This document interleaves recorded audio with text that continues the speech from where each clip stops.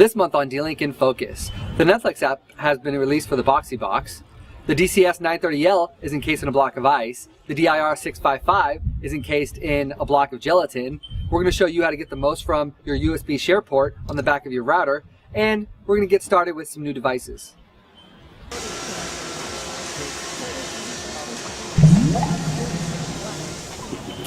To much anticipation, the Netflix app for the Boxee Box has been released. If you already have a Boxee Box, I'm sure you've checked out the new interface. If not, here's a glimpse of what it looks like.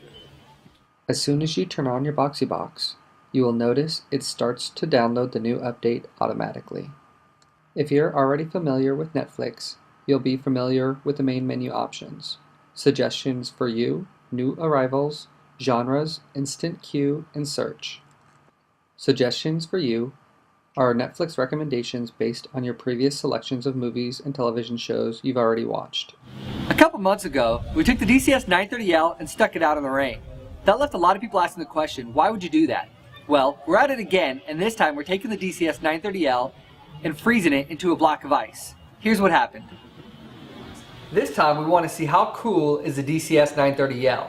So what we're going to do is we're going to take this camera, stick it into this bag, tape it off, and stick it into this container, fill it with water, freeze it overnight, and see how the DCS 930L works when it's encased in ice.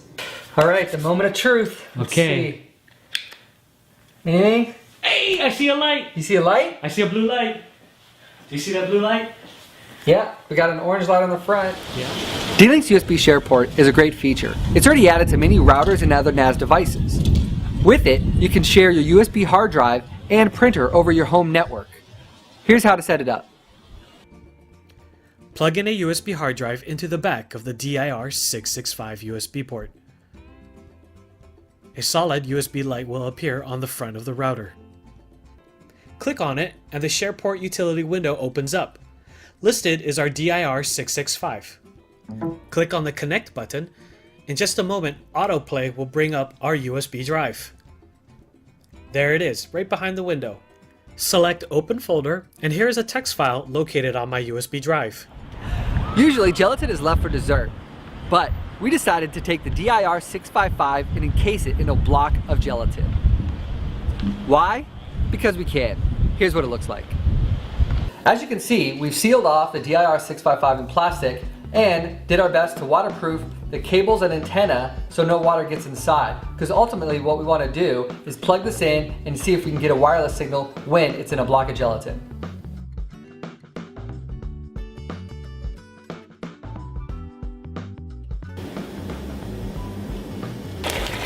You know one thing I just thought of?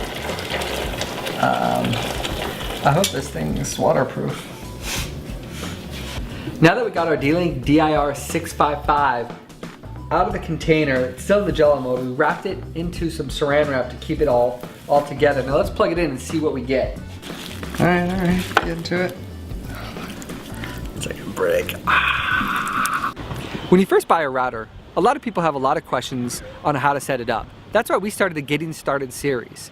This month we took the DIR 665, the 655, and the 825 and set it up beginning to end. Here's what it looks like.